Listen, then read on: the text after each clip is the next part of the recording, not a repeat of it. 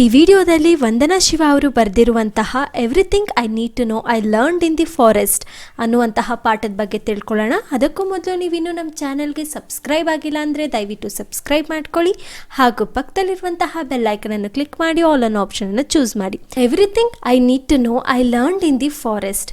ಈ ಪಾಠದಲ್ಲಿ ಲೇಖಕಿಯಾದಂತಹ ವಂದನಾ ಶಿವ ಅವರು ಪರಿಸರ ಮತ್ತು ಅರಣ್ಯದ ಜೊತೆಗಿನ ತಮ್ಮ ಒಡನಾಟದ ಬಗ್ಗೆ ತಿಳಿಸ್ಕೊಟ್ಟಿದ್ದಾರೆ. ಅವ್ರು ಏನಂತ ಹೇಳಿದ್ದಾರೆ ಅಂತ ನೋಡೋಣ. My ecological journey started in the forest of Himalaya. Vandana Shiva ಅವರು ಹೇಳ್ತಾ ಇದ್ದಾರೆ, ಪರಿಸರದ ಜೊತೆಗಿನ ನನ್ನ ಒಡನಾಟ ಹಿಮಾಲಯದ ಅರಣ್ಯದ ಮುಖಾಂತರ ಶುರು ಆಯಿತು ಅಂತ ಹೇಳ್ತಾ ಇದ್ದಾರೆ. My father was a forest conservator and my mother became a farmer after fleeing the tragic partition of India and Pakistan. India ಮತ್ತು ಪಾಕಿಸ್ತಾನ ಎರಡೂ ಕೂಡ ಡಿವೈಡ್ ಆದಮೇಲೆ ಅವರು ವಲಸೆ ಬಂದ ಮೇಲೆ ಏನಾಗಿರುತ್ತೆ ಅಂದರೆ ವಂದನಾ ಶಿವ ಅವರ ತಂದೆ ಒಬ್ಬ ಫಾರೆಸ್ಟ್ ಕನ್ಸರ್ವೇಟರ್ ಆಗಿರ್ತಾರೆ, ಅಂದರೆ ಅರಣ್ಯ ಸಂರಕ್ಷಣಾಧಿಕಾರಿ ಆಗಿರ್ತಾರೆ, ಮತ್ತು ಅವರ ತಾಯಿ ಒಬ್ಬ ಫಾರ್ಮರ್ ಅಂದರೆ ರೈತ ಮಹಿಳೆ ಆಗಿರ್ತಾರೆ. It is from the Himalayan forest and ecosystem that I learned most of what I know about ecology. ಇಲ್ಲಿ ಹೇಳ್ತಾ ಇದ್ದಾರೆ ವಂದನಾ ಶಿವ ಅವರು, ನನಗೆ ಪರಿಸರದ ಬಗ್ಗೆ ಗೊತ್ತು, ಅದರಲ್ಲಿ ಆಲ್ಮೋಸ್ಟ್ ಎಲ್ಲವನ್ನು ಕೂಡ ನಾನು ಹಿಮಾಲಯನ್ ಫಾರೆಸ್ಟ್ ಮತ್ತು ಎಕೋಸಿಸ್ಟಮಿಂದನೇ ಕಲ್ತಿದ್ದೀನಿ ಅಂತ ಹೇಳ್ತಾ ಇದ್ದಾರೆ. ನೆಕ್ಸ್ಟ್ ಹೇಳ್ತಾರೆ, the songs and poems hour mother composed for us var about trees, forest and Indian forest civilisation. ಇಲ್ಲಿ ವಂದನಾ ಶಿವ ಅವರು ಹೇಳ್ತಾ ಇದ್ದಾರೆ, ನಮ್ಮ ತಾಯಿ ನಮಗೋಸ್ಕರ ಸಾಂಗ್ಸ್ ಮತ್ತು ಪೊಯಮ್ಸ್ ಯಾವ್ಯಾವ ಹಾಡು ಮತ್ತು ಪದ್ಯಗಳನ್ನು ರಚಿಸ್ತಿದ್ಲೋ ಅದೆಲ್ಲವೂ ಕೂಡ ಮರ, ಗಿಡ, ಈ ಪ್ರಕೃತಿ ಮತ್ತು ಈ ಭಾರತದ ಅರಣ್ಯದ ನಾಗರಿಕತೆ ಕುರಿತಾಗೇ ಇರ್ತಿತ್ತು ಅಂತ ಹೇಳಿದ್ದಾರೆ. ಈಗ ನೆಕ್ಸ್ಟ್ ಏನು ಹೇಳಿದ್ದಾರೆ ಅಂತ ನೋಡೋಣ. My involvement in the contemporary ecology movement begin with Chipko, a non violent response to the large scale deforestation that was taking place in the Himalayan region. ಇಲ್ಲಿ ಲೇಖಕಿ ಹೇಳ್ತಾ ಇದ್ದಾರೆ, ನಾನು ಪರಿಸರಕ್ಕೋಸ್ಕರ ಹೋರಾಡೋದಕ್ಕೆ ಮೊದಲು ನಾನು ಇನ್ವಾಲ್ವ್ ಆಗಿದ್ದು ಅಂದರೆ ಅದು ಚಿಪ್ಕೋ ಮೂಮೆಂಟ್ ಅಂತ ಹೇಳ್ತಾ ಇದ್ದಾರೆ. ಇಲ್ಲಿ ಚಿಪ್ಕೋ ಮೂಮೆಂಟ್ ಅಂತಂತಂದರೆ ಏನು, ಅದು ಒಂದು ಅಹಿಂಸಾತ್ಮಕ ಚಳುವಳಿಯಾಗಿರುತ್ತೆ. ಯಾವುದ್ರ ವಿರುದ್ಧ? ಲಾರ್ಜ್ ಸ್ಕೇಲ್ ಡಿಫಾರೆಸ್ಟೇಷನ್ ಅಂದರೆ ಬಹಳ ದೊಡ್ಡ ಮಟ್ಟದಲ್ಲಿ ಹಿಮಾಲಯನ್ ಪ್ರದೇಶದಲ್ಲಿ ನಡೀತಾ ಇದ್ದಂತಹ ಅರಣ್ಯನಾಶಕ್ಕೆ ವಿರುದ್ಧಪಡಿಸಿ ನಡೀತಾ ಇದ್ದಂತಹ ಒಂದು ಚಳುವಳಿ ಈ ಚಿಪ್ಕೋ ಚಳುವಳಿಯಾಗಿರುತ್ತೆ. ಫಸ್ಟ್ ಟೈಮ್ ಈ ಚಿಪ್ಕೋ ಮೂಮೆಂಟ್ಗೆ ಇನ್ವಾಲ್ವ್ ಆಗೋದ್ರ ಮುಖಾಂತರ ವಂದನಾ ಶಿವ ಅವರು ಏನು ಮಾಡ್ತಾರೆ, ತಮ್ಮ ಎಕಾಲಜಿ ಮೂಮೆಂಟ್ ಅಂದರೆ ಪರಿಸರದ ಬಗೆಗಿನ ಒಂದು ಹೋರಾಟವನ್ನು ಶುರು ಮಾಡ್ತಾರೆ. In 1970s the peasant women, peasant ಅಂದರೆ ಪೂರ್ ಅಂತ ಅರ್ಥ, the peasant women from my region in the Garhwal Himalaya had come out in defence of the forest. ಇಲ್ಲಿ ಲೇಖಕಿ ನಮ್ಗೆ ಹೇಳ್ತಾ ಇದ್ದಾರೆ, 1970ರಲ್ಲಿ ಲೇಖಕಿ ಇದ್ದಂತಹ ಸುತ್ತಮುತ್ತಲಿನ ಒಂದು ಹಳ್ಳಿ ಘರ್ವಾಲ್ ಅನ್ನುವಂಥ ಹಳ್ಳಿಯಲ್ಲಿದ್ದಂತಹ ಬಡ ಮಹಿಳೆಯರು ಮೊದಲಿಗೆ ಅರಣ್ಯವನ್ನ ರಕ್ಷಿಸೋದಿಕ್ಕೆ ಆಚೆಗೆ ಬರ್ತಾರೆ ಅಂತ ಹೇಳ್ತಾರೆ. ಈಗ ನೆಕ್ಸ್ಟ್ ಲೈನ್ ನೋಡೋಣ. Logging had lead to landslides and floods and scarcity of water, fodder and fuel. Since women provide these basic needs, the scarcity meant longer walks for collecting water and firewood and a heavier burden. Logging ಅಂದರೆ ಏನು? Logging ಅಂದರೆ ಈಗ ಕಾಡಿನಿಂದ ಮರಗಳನ್ನೆಲ್ಲ ಕಡಿದು ಅದನ್ನು ನಮ್ಮ ಗೃಹ ಉಪಯೋಗ ವಸ್ತುಗಳನ್ನಾಗಿ ಏನು ಮಾಡ್ಕೋತೀವಿ ಅದನ್ನು ಲಾಗಿಂಗ್ ಅಂತ ಕರೀತಾರೆ. ಈ ಲಾಗಿಂಗ್ ಮಾಡ್ತಾ ಇದ್ದಿದ್ದರಿಂದ ಫಾರೆಸ್ಟಲ್ಲಿ ಏನಾಯಿತು ಅಂತಂದರೆ ಲ್ಯಾಂಡ್ ಸ್ಲೈಡ್ಸ್ ಮತ್ತು ಫ್ಲಡ್ಗಳಾಯಿತು ಮತ್ತು ವಾಟರ್ ಸ್ಕೇರ್ಸಿಟಿ ಉಂಟಾಯಿತು. ಲ್ಯಾಂಡ್ ಸ್ಲೈಡ್ಸ್ ಅಂದರೆ ಏನು? ಭೂಕುಸಿತ, ಮತ್ತು ಫ್ಲಡ್ಸ್ ಅಂದರೆ ಪ್ರವಾಹ, ಹಾಗೆ ನೀರಿಗಾಗಿ ಹಾಹಾಕಾರ ಉಂಟಾಯಿತು. ಯೂಶಲಿ ಮಹಿಳೆಯರು ಮನೆಯಲ್ಲಿ ಬೇಸಿಕ್ ನೀಡ್ಸ್ಗಳನ್ನ ಪ್ರೊವೈಡ್ ಮಾಡ್ತಾರೆ. ಈಗ ವಾಟರ್ ಇಲ್ಲ, ನೀರಿಲ್ಲ, ನೀರು ತುಂಬ ಹಾಹಾಕಾರ ಇದೆ. ಹಾಗಾಗಿ ಏನು ಮಾಡಬೇಕಾಯಿತು, ಮಹಿಳೆಯರು ತುಂಬ ಮೈಲಿಗಟ್ಟಲೆ ನಡ್ಕೊಂಡೋಗಿ ನೀರು ಮತ್ತು ತಮಗೆ ಒಲೆ ಉರಿಸೋದಕ್ಕೋಸ್ಕರ ಏನು ಸೌದೆಗಳು ಬೇಕಾಗಿತ್ತು ಆ ಎರಡನ್ನೂ ಕೂಡ ಕಲೆಕ್ಟ್ ಮಾಡೋದಕ್ಕೆ ತುಂಬ ದೂರ ಹೋಗಬೇಕಿತ್ತು. ಇದು ತುಂಬ ಮಹಿಳೆಯರಿಗೆ ತುಂಬಾ ಕಷ್ಟ ಆಗ್ತಾ ಇದ್ದಂತಹ ವಿಷಯ ಆಗಿತ್ತು. Women knew that the real value of forest was not the timber from A dead tree but the springs and streams, food for there cattle and fuel for there earth's. ಮಹಿಳೆಯರಿಗೆ ಗೊತ್ತಿತ್ತು ಅರಣ್ಯದ ರಿಯಲ್ ವ್ಯಾಲ್ಯೂ ಏನಪ್ಪ ಅಂತಂದರೆ ಬರೀ ಒಂದು dead ಅಥವಾ ಸತ್ತೋಗಿರುವಂತಹ ಒಂದು ಮರ ಆಗಲಿ ಒಂದು ಸೌದೆ ಆಗಲಿ ಅಲ್ಲ, ಅದ್ರ ಬದಲಾಗಿ ಫಾರೆಸ್ಟ್ ಅಥವಾ ಅರಣ್ಯ ಅಂತಂದರೆ ಅದ್ರ ವ್ಯಾಲ್ಯೂ ಏನಪ್ಪ ಅಂತಂತಂದರೆ ಬದಲಾಗ್ತಾ ಇರುವಂತಹ ಋತುಮಾನಗಳು, ತೊರೆಗಳು, ಕೆರೆಗಳು ಮತ್ತು ಹಸು ಕರುಗಳಿಗೆ ದವಸ ಧಾನ್ಯಗಳು ಮತ್ತು ತಮ್ಮ ಒಲೆ ಉರಿಯೋದಕ್ಕೆ ಒಂದು ಕಟ್ಟಿಗೆಗಳಾಗಿತ್ತು.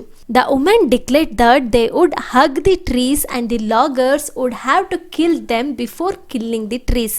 ಹಾಗಾಗಿ ಅವರು ಫಾರೆಸ್ಟ್ನೆಲ್ಲ ಕಾಪಾಡಬೇಕು ಅಂತ ಡಿಸೈಡ್ ಮಾಡ್ತಾರೆ. ಆವಾಗ ಏನು ಮಾಡ್ತಾರೆ ಅಂತಂದರೆ ಅಲ್ಲಿರುವಂತಹ ಮಹಿಳೆಯರೆಲ್ಲ ಅಲ್ಲಿರುವಂತಹ ಟ್ರೀಸ್ನೆಲ್ಲ ಹಗ್ ಮಾಡ್ಕೋಬೇಕು ಅಂತ ಡಿಸೈಡ್ ಮಾಡ್ತಾರೆ. ಆವಾಗ ಯಾರು ಈ ಲಾಗರ್ಸ್ ಅಂದರೆ ಮರ ಕಟ್ ಮಾಡೋರು ಬರ್ತಾರೆ, ಅವರು ಮರವನ್ನು ಕಟ್ ಮಾಡೋದಕ್ಕಿಂತ ಮುಂಚೆ ಮೊದಲು ನಮ್ಮನ್ನು ಸಾಯಿಸಿ ಆಮೇಲೆ ಮರನ ಕಟ್ ಮಾಡಬೇಕು ಅಂತ ಅವರು ಡಿಸೈಡ್ ಮಾಡ್ಕೋತಾರೆ. A folk song of that period shed, "These beautiful oaks and rhododendrons, they give us cool water. Don't cut these trees. We have to keep them alive." ಹಾಗ ಅವ್ರು ಹೇಳ್ತಾರೆ, ಇಲ್ಲಿರೋ ಎಲ್ಲರೂ ಒಟ್ಟಿಗೆ ಸೇರಿಕೊಂಡು ಈ ಸಾಂಗ್ನ ಅವರು ಹಾಡ್ತಾರೆ. ಈ ಬ್ಯೂಟಿಫುಲ್ ಓಕ್ ಮತ್ತು ಇನ್ನೊಂದು ಟ್ರೀ ಏನಿದೆ, ಆ 2 ಟ್ರೀನ ನೀವು ಕಟ್ ಮಾಡಬೇಡಿ, ಯಾಕೆ ಅಂದರೆ ಅದು ನಮಗೋಸ್ಕರ ತಣ್ಣನೆ ನೀರನ್ನು ಕೊಡುತ್ತೆ. ಈ ಮರಗಳನ್ನು ನೀವು ಕಟ್ ಮಾಡಬೇಡಿ, ನಾವು ಅವುಗಳನ್ನು ಜೀವಂತವಾಗಿ ಉಳಿಸ್ಕೋಬೇಕು ಅಂತ ಇದನ್ನು ಹಾಡು ಹೇಳ್ತಾರೆ. ಇಷ್ಟು 1970ಯಲ್ಲಿ ಚಿಪ್ಕೋ ಮೂಮೆಂಟ್ ಕುರಿತಾಗಿ ನಡೆದಿರುತ್ತೆ. ಇನ್ನು 1973ಯಲ್ಲಿ ಏನಾಗುತ್ತೆ ಅಂತ ನೋಡೋಣ. In 1973 I had gone to visit my favourite forest and swim in my favourite stream before leaving to Canada to do my PhD. But the forest were gone and the stream was reduce to trickle. Vandana Shiva ಅವರು ಹೇಳ್ತಾರೆ, 1973ಯಲ್ಲಿ ನಾನು PhD ಮಾಡೋದಕ್ಕೆ ಕೆನಡಾಗೆ ಹೋಗಬೇಕಾಗಿರುತ್ತೆ. ಹಾಗಾಗಿ ನಾನು ಒಂದು ಸಲ ಕೆನಡಾಗೆ ಹೋಗೋಕ್ಕಿಂತ ಮುಂಚೆ ನನ್ನ ಫೇವ್ರೆಟ್ ಫಾರೆಸ್ಟ್ಗೆ ಹೋಗಿ ಅಲ್ಲಿರುವಂತಹ ನನ್ನ ಫೇವ್ರೆಟ್ ಸ್ಟ್ರೀಮ್ ಅಥವಾ ಫೇವ್ರೆಟ್ ತೊರೆಯಲ್ಲಿ ನಾನು ಹೋಗಿ ಒಂದು ಸಲ ಸ್ವಿಮ್ ಮಾಡಬೇಕು ಅಂತ ಅನ್ಕೋತಾರೆ. ಹಾಗಾಗಿ ಅವರು ಅವ್ರ ಫೇವ್ರೆಟ್ ಸ್ಟ್ರೀಮ್ ಹತ್ರ ಹೋಗ್ತಾರೆ. ಆದರೆ ಅವರಲ್ಲಿ ಹೋಗಿ ನೋಡಿದ್ರೆ ಏನಾಗಿರುತ್ತೆ ಅಂದರೆ ಅಲ್ಲಿರುವಂತಹ ಕಾಡೆಲ್ಲ ನಾಶ ಆಗಿರುತ್ತೆ. ಮತ್ತು ಅವ್ರ ಫೇವ್ರೆಟ್ ತೊರೆ ಏನಿರುತ್ತೆ, ಆ ತೊರೆ ಏನಾಗಿರುತ್ತೆ ಅಂದರೆ ಎಲ್ಲ ಹಿಂಗೋಗಿ ಫುಲ್ ರೆಡ್ಯೂಸ್ ಆಗೋಗಿರುತ್ತೆ. I decided to become a volunteer for the Chipko movement and I spent every vacation doing padyatras, documenting the deforestation and the work of the forest activities and spreading the message of Chipko. ಹಾಗಾಗಿ ವಂದನಾ ಶಿವ ಅವ್ರು ಏನು ಮಾಡ್ತಾರೆ ಅಂದರೆ volunteer ಆಗಿ ಅಂದರೆ ಸ್ವಯಂ ಪ್ರೇರಿತರಾಗಿ Chipko ಮೂಮೆಂಟನ್ನು spread ಮಾಡೋದಕ್ಕೆ ಅವರು ನಿರ್ಧರಿಸ್ತಾರೆ. ಆಗ ಅವ್ರು ಏನು ಮಾಡ್ತಾರೆ ಅಂದರೆ ಅವ್ರಿಗೆ ಯಾವಾಗ ರಜೆ ಇರುತ್ತೆ ಅವ್ರು ಪ್ರತಿ ವೆಕೇಷನಲ್ಲಿ ಅವರು ಪಾದಯಾತ್ರೆ ಮಾಡೋದಕ್ಕೆ ಶುರು ಮಾಡ್ತಾರೆ. ಮತ್ತು ಈ ಡಿಫಾರೆಸ್ಟೇಷನ್ ಅಂದರೆ ಅರಣ್ಯ ನಾಶವನ್ನು ನಾವು ತೊಲಗಿಸ್ಬೇಕು, ಇದನ್ನು ನಾವು ನಿಲ್ಲಿಸಬೇಕು ಅಂತ ಅವರು ಹೋರಾಟವನ್ನು ಮಾಡೋದಕ್ಕೆ ಶುರು ಮಾಡ್ತಾರೆ. ಮತ್ತು ಅವರು ತಮಗೆ ಆದಂತಹ ಅರಣ್ಯದ ಬೇರೆ ಬೇರೆ ಗಿಡ ನೆಡೋದಾಗಿರ್ಬೋದು, ಈ ರೀತಿಯಾದಂತಹ ಫಾರೆಸ್ಟ್ ಆ್ಯಕ್ಟಿವಿಟೀಸಲ್ಲಿ ಅವರು ಇನ್ವಾಲ್ವ್ ಆಗೋಕ್ಕೆ ಶುರು ಮಾಡ್ತಾರೆ. ಮತ್ತು ಚಿಪ್ಕೋ ಮೂಮೆಂಟ್ದು ಮೆಸೇಜ್ ಏನಿದೆ, ಈ ಕಾಡನ್ನು ಉಳಿಸಿ, ಡಿಫಾರೆಸ್ಟೇಷನ್ ಅಂದರೆ ಅರಣ್ಯ ನಾಶವನ್ನು ತಡೆಗಟ್ಟಿ ಅನ್ನುವಂತಹ ಮೆಸೇಜನ್ನು ಸ್ಪ್ರೆಡ್ ಮಾಡೋದಕ್ಕೆ ಶುರು ಮಾಡ್ತಾರೆ. ಈಗ ನೆಕ್ಸ್ಟ್ ಪ್ಯಾರಾ ನೋಡೋಣ. One of the dramatic Chipko actions took place in the Himalayan village of Advani in 1977. ಹೀಗೆ ಚಿಪ್ಕೋ ಮೂಮೆಂಟ್ ಬಗ್ಗೆ ಹೇಳ್ತಾ ವಂದನಾ ಶಿವ ಅವರು 1977ರಲ್ಲಿ ನಡೆದಂತಹ ಒಂದು ಚಿಪ್ಕೋ ಮೂಮೆಂಟಿಗೆ ಸಂಬಂಧಪಟ್ಟಂತಹ ಒಂದು ವಿಶೇಷವಾದಂತಹ ಒಂದು ಸನ್ನಿವೇಶವನ್ನು ನಮಗೆ ಹೇಳೋದಕ್ಕೆ ಕೊಟ್ಟಿದ್ದಾರೆ. ಅದು ನಡೆದಿರೋದು ಹಿಮಾಲಯದಲ್ಲಿರುವಂತಹ ಅಡ್ವಾಣಿ ಅನ್ನುವಂತಹ ಒಂದು ಸಣ್ಣ ಹಳ್ಳಿಯಲ್ಲಿ. When a village woman named Bachni Devi led resistance against her own husband who had obtained a contract to cut trees. ಇಲ್ಲಿ ಏನಾಗಿರುತ್ತೆ ಅಡ್ವಾಣಿ ವಿಲೇಜಲ್ಲಿ ಅಂತಂತಂದರೆ, ಒಬ್ಬ ಹಳ್ಳಿಯ ಮಹಿಳೆ, ಅವಳ ಹೆಸರು ಬಚಿನಿ ದೇವಿ, ಅವಳು ತನ್ನ ಗಂಡನ ವಿರುದ್ಧನೇ ಹೋರಾಡೋದಕ್ಕೆ ನಿಲ್ತಾಳೆ. ಯಾಕೆ ಅಂತಂದರೆ ಈ ಕಾಡನ್ನು ರಕ್ಷಿಸೋದಕ್ಕೆ. ಯಾಕಪ್ಪ ಅಂದರೆ ಅವಳ ಗಂಡನಿಗೆ ಈ ಮರವನ್ನು ಕಟ್ ಮಾಡುವಂತಹ ಕಾಂಟ್ರಾಕ್ಟ್ ಸಿಕ್ಕಿರುತ್ತೆ. ಆದರೆ ಬಚಿನಿ ದೇವಿಗೆ ಈ ಮರಗಳನ್ನು ಅಥವಾ ಈ ಫಾರೆಸ್ಟನ್ನು ನಾಶ ಮಾಡೋದು ಇಷ್ಟ ಇರಲ್ಲ. ಹಾಗಾಗಿ ಅವಳು ತನ್ನ ಗಂಡನ ವಿರುದ್ಧ ಅವಳು ಹೋರಾಟಕ್ಕೆ ನಿಲ್ತಾಳೆ. When the officials arrived at the forest, the woman held up lighted lanterns although it was broad daylight. The forester asked them to explain. The woman replied, "We have come to teach you forestry." ಮರಗಳನ್ನ ಕಡಿಯೋದಕ್ಕೆ ಅಂತ ಅರಣ್ಯಾಧಿಕಾರಿ ಬಂದಾಗ ಬಚಿನಿ ದೇವಿ ಏನು ಮಾಡ್ತಾಳೆ, ಅಲ್ಲಿರುವಂತಹ ಬೇರೆ ಎಲ್ಲ ಹಳ್ಳಿಯಲ್ಲಿರುವಂತಹ ಮಹಿಳೆಯರನ್ನೆಲ್ಲ ಸೇರಿಸ್ಕೊಂಡು ಅಲ್ಲಿ ಮಧ್ಯಾಹ್ನ ನಡು ಬಿಸಿಲಿದ್ರೂ ಕೂಡ ಲ್ಯಾಟಿನ್ನ ಇಟ್ಕೊಂಡು ಕಾಡಲ್ಲಿ ಗುಂಪು ಸೇರ್ಕೊಂಡು ನಿಂತಿರ್ತಾಳೆ. ಆವಾಗ ಫಾರೆಸ್ಟ್ ಅಧಿಕಾರಿ ಏನಿದು, ಏನು ಮಾಡ್ತಾ ಇದ್ದೀರಾ ಅಂತ ಕೇಳಿದಾಗ ಆಗ ವುಮನ್ ಹೇಳ್ತಾಳೆ, ನಿಮಗೆಲ್ಲ ಫಾರೆಸ್ಟ್ ಅಂದರೆ ಏನು ಅಂತ ತೋರಿಸೋದಕ್ಕೆ ಇಲ್ಲಿದ್ದೀವಿ ಅಂತ ಹೇಳ್ತಾಳೆ. ಈಗ ನೆಕ್ಸ್ಟ್ ಏನಾಗುತ್ತೆ ಅಂತ ನೋಡೋಣ. ಹಿ ರಿಟಾರ್ಟೆಡ್ ಅಂದರೆ ರಿಪ್ಲೈಡ್ ಅಂತ. He retorted, "You foolish woman, how can you prevent tree felling by those who know the value of the forest. Do you know what forest bear? They produce profit and resin and timber. ಆಗ ಅರಣ್ಯಾಧಿಕಾರಿ ಅವರಿಗೆ reply ಮಾಡ್ತಾನೆ, ಏನಂತ, ಮೂರ್ಖ ಮಹಿಳೆಯರೇ, ನಿಮಗೆ ಗೊತ್ತಾ ಈ ಮರ ಏನು ಕೊಡುತ್ತೆ ಅಂತ? ಇದಕ್ಕೆ ಎಷ್ಟು ಚಿನ್ನದ ಬೆಲೆ ಇದೆ ಗೊತ್ತಾ ಈ ಫಾರೆಸ್ಟ್ಗೆ?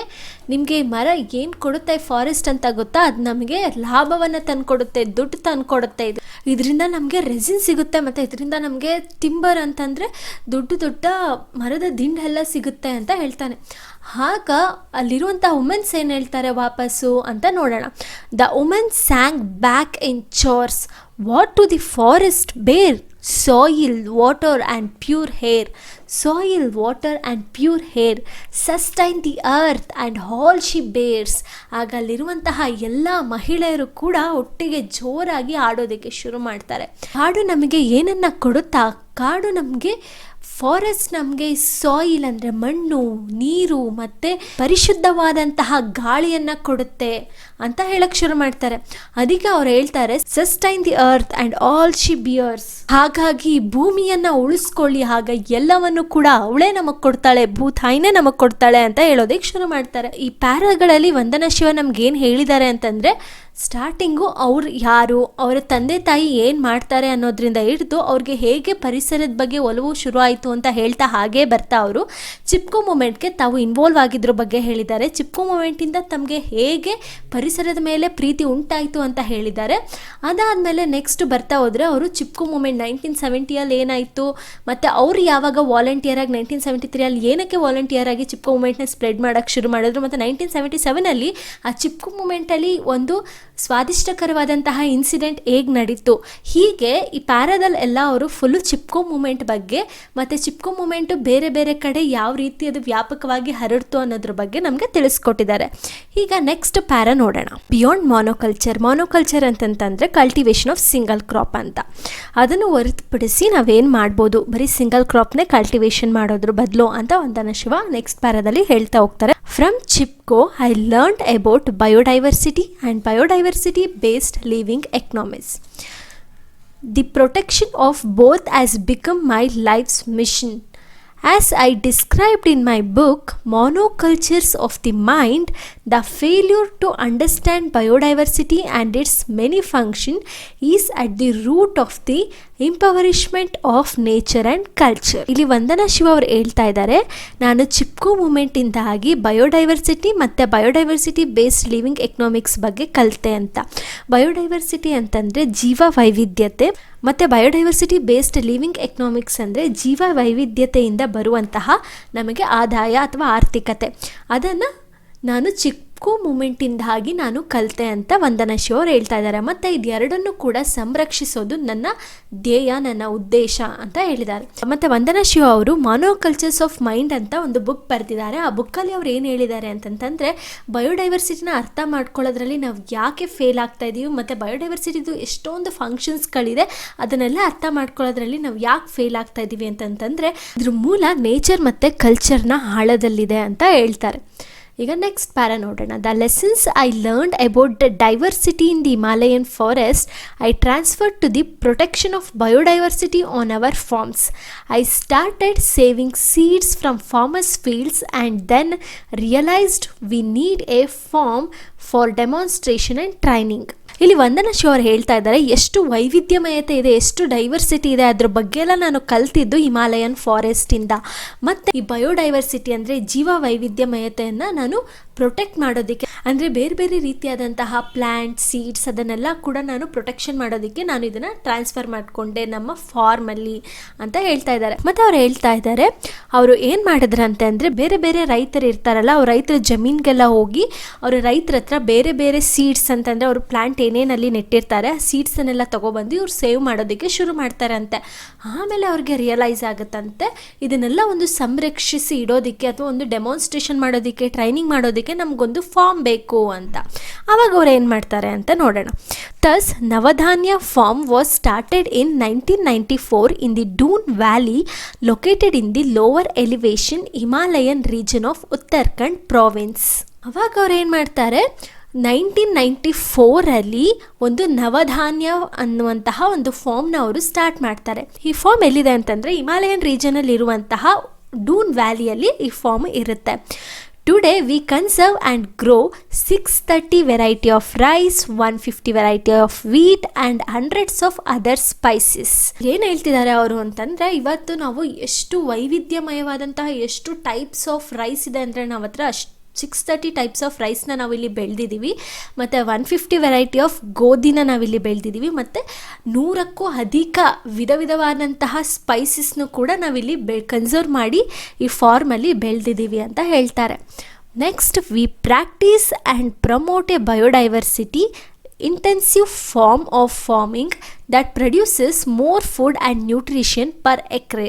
The conservation of biodiversity is therefore also the answer of the food and nutrition crisis. ಇಲ್ಲಿ ವಂದನಾ ಶಿವ ಅವರು ಹೇಳ್ತಾ ಇದ್ದಾರೆ, ನಾವು ನಮ್ಮ ಫಾರ್ಮಲ್ಲಿ ವಿಧವಾದಂತಹ ಬೇರೆ ಬೇರೆ ತಳಿಯ ಎಲ್ಲ ಗಿಡಗಳನ್ನು ನಾವು ಇಲ್ಲಿ ಒಂದು ಎಕರೆಗೆ ನಾವು ಇಲ್ಲಿ ಬೆಳೆದು ಅದನ್ನು ಪ್ರಾಕ್ಟೀಸ್ ಮಾಡಿದ್ದೀವಿ, ಅದನ್ನು ಪ್ರೋತ್ಸಾಹಿಸಿದ್ದೀವಿ.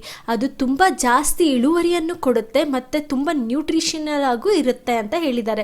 ಅವ್ರು ಹೇಳ್ತಾರೆ ನೆಕ್ಸ್ಟು, ಹೀಗಾಗಿ ನಾವು ಬೇರೆ ಬೇರೆ ವಿವಿಧ ತಳಿಗಳ ಗಿಡಗಳನ್ನು, ಸಸ್ಯಗಳನ್ನು ಅಥವಾ ಕ್ರಾಪ್ಗಳನ್ನು ನಾವು ಕನ್ಸರ್ವ್ ಮಾಡಿ ಬೆಳೆಯೋದ್ರಿಂದ ಅಥವಾ ಸಂರಕ್ಷಿಸಿ ಅದನ್ನು ಬೆಳೆಯೋದ್ರಿಂದ ನಾವು ಆಹಾರ ಮತ್ತು ಏನು ನ್ಯೂಟ್ರಿಷನ್ ಕೊರತೆ ಏನು ಉಂಟಾಗ್ತಾ ಇದೆ ಅದನ್ನು ನಾವು ತಡೆಗಟ್ಟಬಹುದು ಅಂತ ಇಲ್ಲಿ ವಂದನಾ ಶಿವ ಅವರು ಹೇಳ್ತಾರೆ. ಈಗ ನೆಕ್ಸ್ಟ್ ಪ್ಯಾರಾ ನೋಡೋಣ. Navdanya, the movement for biodiversity conservation and organic farming that I started in 1987 is spreading. So far we have worked with farmers to set up more than 100 community seed banks across India. We have saved more than 3,000 rice varieties. We also help farmers make a transition from fossil fuel and chemical based monocultures to biodiverse ecological systems nourished by the sun and the soil. ಇಲ್ಲಿ ವಂದನಾ ಶಿವ ಅವರು ಹೇಳ್ತಾರೆ, 1987 biodiversity ಅಂದರೆ different variety of crops ಮತ್ತು organic ಫಾರ್ಮಿಂಗ್ನ ಮಾಡಿ ಅಂತ moment ಮಾಡಿದಂತಹ ಈ ನವಧಾನ್ಯ moment ಇವತ್ತು ದೇಶ ವ್ಯಾಪ್ತಿಯಾಗಿ ಅದು ಸ್ಪ್ರೆಡ್ ಆಗಿದೆ. ಇದುವರೆಗೂ ಇಲ್ಲಿ ಏನು ಮಾಡಿದ್ದಾರೆ ಅಂತಂದರೆ, ಫಾರ್ಮರ್ಸ್ ಎಲ್ಲರೂ ಸೇರಿಕೊಂಡು 100 ಸೀಡ್ ಬ್ಯಾಂಕ್ಸನ್ನ ಆಲ್ ಓವರ್ ಇಂಡಿಯಾ ಓಪನ್ ಮಾಡಿದ್ದಾರೆ. ಮತ್ತು ಅವರು 3,000ಕ್ಕಿಂತ ಹೆಚ್ಚು ಡಿಫ್ರೆಂಟ್ ವೆರೈಟಿ ಆಫ್ ರೈಸನ್ನ ಅವರು ಕನ್ಸರ್ವ್ ಮಾಡಿದ್ದಾರೆ. ಮತ್ತು ಇವರು ಫಾರ್ಮರ್ಸಿಗೆ ಏನು ಎಜುಕೇಟ್ ಮಾಡ್ತಾರೆ ಅಂತಂತಂದರೆ, ಯಾವುದೋ ಒಂದು ಕೆಮಿಕಲ್ ಹಾಕಿ ಯಾವುದೋ ಒಂದೇ ಒಂದು ರೀತಿಯಾದಂತಹ ಬೆಳೆಯನ್ನು ಬೆಳೆಯೋದಕ್ಕಿಂತ ಬೇರೆ ಬೇರೆ ವೈವಿಧ್ಯಮಯವಾದಂತಹ ಕ್ರಾಪ್ಸನ್ನು ಆರ್ಗ್ಯಾನಿಕ್ ಫಾರ್ಮಿಂಗ್ನ ಮಾಡೋದಕ್ಕೆ ಇವರು ಪ್ರೋತ್ಸಾಹಿಸ್ತಾರೆ. ಈಗ next para, biodiversity has been my teacher of abundance and freedom of cooperation and mutual giving. Biodiversity ಅನ್ನುವಂತಹದ್ದು ನನಗೆ ಒಂದು ಟೀಚರ್ ಇದ್ದ ಹಾಗೆ. ಅದು ನನಗೆ ಏನನ್ನು ಕಲಿಸ್ಕೊಟ್ಟಿದೆ ಅಂತಂದರೆ, ಸಮೃದ್ಧಿ ಮತ್ತು ಫ್ರೀಡಮ್ ಆಫ್ ಕೋಆಪರೇಷನ್ ಮತ್ತು ಒಬ್ರಿಗೆ ಒಬ್ಬರು ಹೆಲ್ಪ್ ಆಗೋದನ್ನೆಲ್ಲ ಕೂಡ ಈ ಬಯೋಡೈವರ್ಸಿಟಿ ನನಗೆ ಹೇಳ್ಕೊಟ್ಟಿದೆ ಅಂತ ವಂದನಾ ಶಿವ ಅವರು ಈ ಪ್ಯಾರೋದಲ್ಲಿ ಹೇಳಿದ್ದಾರೆ. ಅಂದರೆ ಈ ಪ್ಯಾರೋದಲ್ಲಿ ಅವ್ರು ಹೇಳಿರೋದೇನಂತಂದರೆ, ಚಿಪ್ಕೋ ಮೊಮೆಂಟಿಂದ ಅವ್ರು ಏನನ್ನು ಕಲಿತರು, ಬಯೋಡೈವರ್ಸಿಟಿನ ಕಲಿತರು, ಬಯೋಡೈವರ್ಸಿಟಿನ ಅವರ ಜೀವನದಲ್ಲಿ ಅವರು ಹೇಗೆ ಅಳವಡಿಸ್ಕೊಂಡ್ರು, ಹೇಗೆ ಅವರು ಅವ್ರದ್ದೇ ಆದಂತಹ ನವಧಾನ್ಯ ಫಾರ್ಮನ್ನು ಓಪನ್ ಮಾಡಿದ್ರು, ಆ ಫಾರ್ಮಲ್ಲಿ ಎಷ್ಟು ವೆರೈಟೀಸ್ ಆಫ್ ಪ್ಲ್ಯಾಂಟ್ಸ್ ಅಥವಾ ಎಷ್ಟು ಬಯೋಡೈವರ್ಸಿಟಿನ ಅವರು ಕಾಪಾಡ್ಕೊಂಡು ಬಂದರು, ಮತ್ತು ಅದರಿಂದ ರೈತರಿಗೆ ಅವರು ಹೇಗೆ ಹೆಲ್ಪ್ ಮಾಡಿದ್ರು ಅಂತ ಈ ಪ್ಯಾರಾದಲ್ಲಿ ಅವರು ಎಕ್ಸ್ಪ್ಲೈನ್ ಮಾಡ್ತಾ ಹೋಗಿದ್ದಾರೆ. ಈಗ ನೆಕ್ಸ್ಟ್ ಪ್ಯಾರಕ್ಕೆ ಬಂದರೆ, rights of nature on the global stage. When nature is a teacher, we co-create with her, we recognize her agency and her rights. That is why it is significant that Ecuador has recognized the rights of nature in its constitution. ನೇಚರೇ teacher ಆಗಿರಬೇಕಾದ್ರೆ ನಾವೇನು ಮಾಡ್ತೀವಿ, nature ಜೊತೆಗೇ ನಾವು ಕೂಡ ಬೆಳೀತಾ ಹೋಗ್ತೀವಿ. ಹಾಗಾಗಿ ನಾವು ನೇಚರ್ನ ರೈಟ್ಸ್ ಏನಿದೆ ಅದನ್ನು ನಾವು ಐಡೆಂಟಿಫೈ ಮಾಡಬೇಕಾಗಿರುತ್ತೆ. ಅದಕ್ಕಾಗಿ ಎಕ್ವಡೋರ್ ಏನು ಮಾಡುತ್ತೆ, ರೈಟ್ ಆಫ್ ನೇಚರ್ ಅನ್ನುವಂತಹದನ್ನ ತನ್ನ ಕಾನ್ಸ್ಟಿಟ್ಯೂಷನಲ್ಲಿ ಸೇರಿಸ್ಕೊಳ್ಳುತ್ತೆ. In April 2011 the United Nations General Assembly, inspired by the constitution of Ecuador and the Universal Declaration of the Rights of Mother Earth initiated by Bolivia, organised a conference on harmony with nature as a part of the Earth Day celebration. ಅಂದರೆ Ecuador right of ನೇಚರ್ನ ತನ್ನ constitution ಅಳವಡಿಸ್ಕೊಂಡಿರುತ್ತೆ. ಮತ್ತು ಬೋಲಿವಿಯಾದಲ್ಲಿ ಏನು ಮಾಡಿರ್ತಾರೆ ಅಂತಂತಂದರೆ ಜಾಗತಿಕವಾಗಿ rights for Mother Earth ಅನ್ನುವಂತಹದನ್ನ initiate ಮಾಡಿರ್ತಾರೆ. ಇದೆರಡರಿಂದ ಪ್ರೇರಿತವಾಗಿ ಅಥವಾ ಇನ್ಸ್ಪೈರ್ಡ್ ಆಗಿ ಯುನೈಟೆಡ್ ನೇಷನ್ಸ್ ಜನರಲ್ ಅಸೆಂಬ್ಲಿ ಅವರು 2011 ಒಂದು ಕಾನ್ಫರೆನ್ಸ್ನ ಅರೇಂಜ್ ಮಾಡ್ತಾರೆ. ಅದು ಏನು ಕಾನ್ಫರೆನ್ಸ್ ಅಂತಂತಂದರೆ ಹಾರ್ಮೋನಿ ವಿತ್ ನೇಚರ್, ಅಂದರೆ ಈಕ್ವಾಲಿಟಿ ವಿತ್ ಯುನೈಟೆಡ್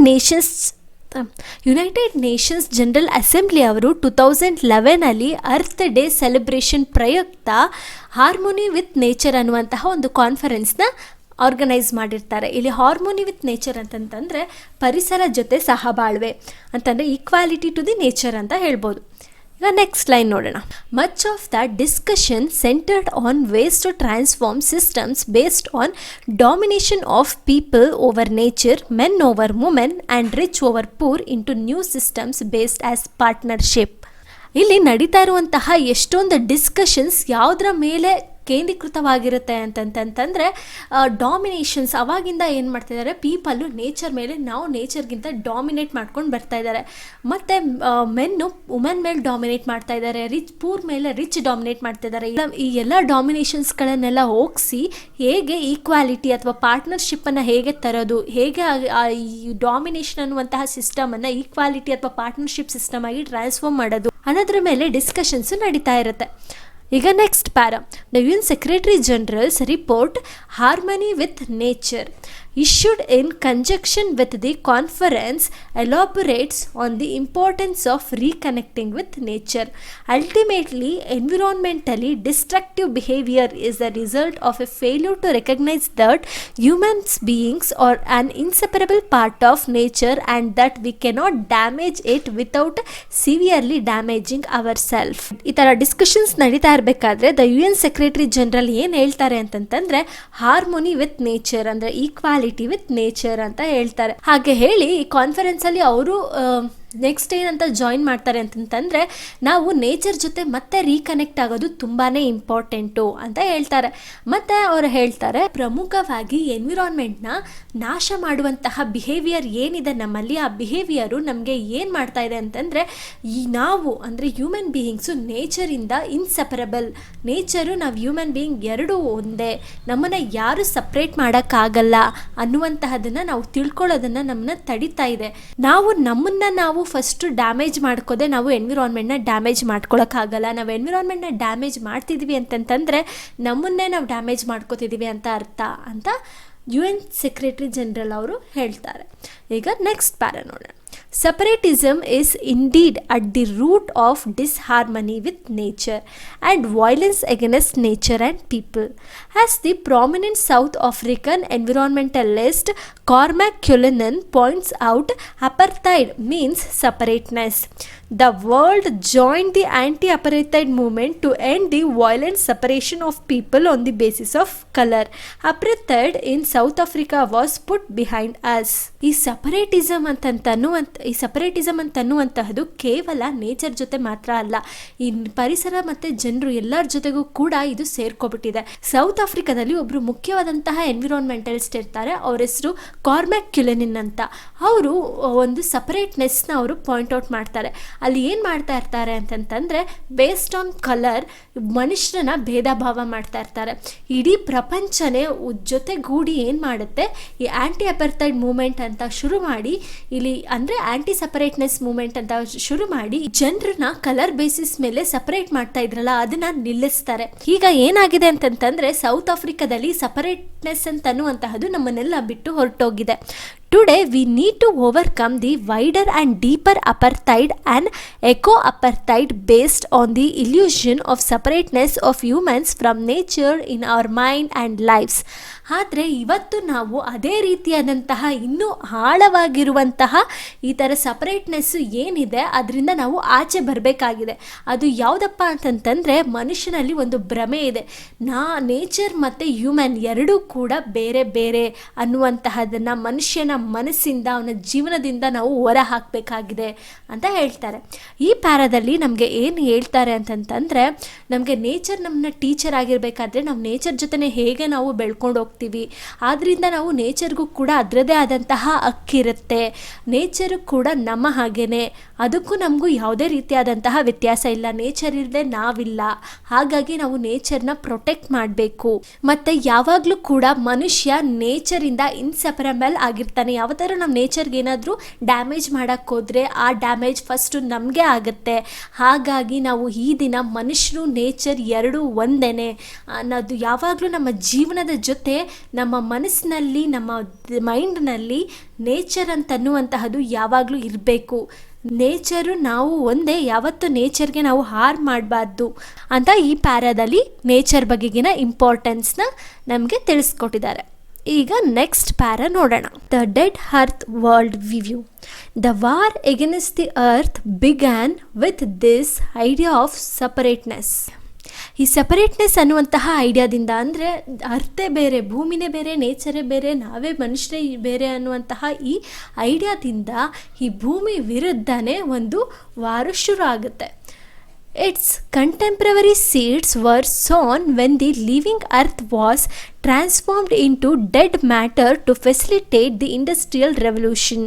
ಈ ನೇಚರ್ ಅಥವಾ ಭೂಮಿಯನ್ನು ಮತ್ತು ಮನುಷ್ಯನ ಬೇರೆ ಮಾಡುವಂತಹ ಈ ಬೀಜವನ್ನು ಯಾವಾಗ ಉತ್ತಲಾಯಿತು ಅಂತಂತಂದರೆ, ಇಂಡಸ್ಟ್ರಿಯಲ್ ರೆವಲ್ಯೂಷನ್ಗೋಸ್ಕರ ಈ ಲಿವಿಂಗ್ ಅರ್ಥನ್ನು ಒಂದು ಡೆಡ್ ಮ್ಯಾಟರಾಗಿ ಟ್ರಾನ್ಸ್ಫರ್ ಮಾಡೋಕ್ಕೆ ಶುರು ಮಾಡಿದ್ರು.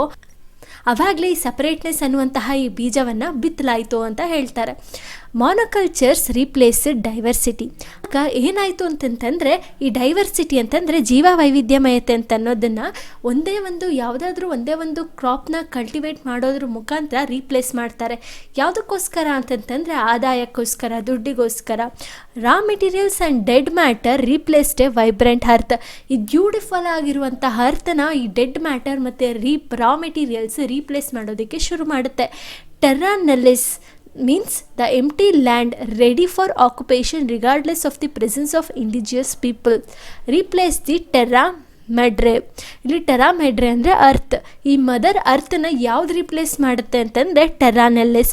ಟೆರಾನೆಲ್ಲಿಸ್ ಅಂತಂತಂದರೆ ಏನು, ಖಾಲಿಯಾಗಿರುವಂತಹ ಒಂದು ಜಾಗದಲ್ಲಿ ಏನು ಮಾಡೋದು ಅಂತಂತಂದರೆ, ಈ ಅವಿವೇಕಿ ಜನರು ತಮಗೋಸ್ಕರ ತಾವು ಉದ್ಯೋಗವನ್ನು ಕ್ರಿಯೇಟ್ ಮಾಡ್ಕೋದಕ್ಕೋಸ್ಕರ ಈ ಭೂಮಿಯನ್ನೇ ಏನು ಮಾಡ್ತಾರೆ, ರೀಪ್ಲೇಸ್ ಮಾಡ್ತಾರೆ. ನೆಕ್ಸ್ಟ್ ಪ್ಯಾರಾದಲ್ಲಿ ಏನಿದೆ ಅಂತ ನೋಡೋಣ.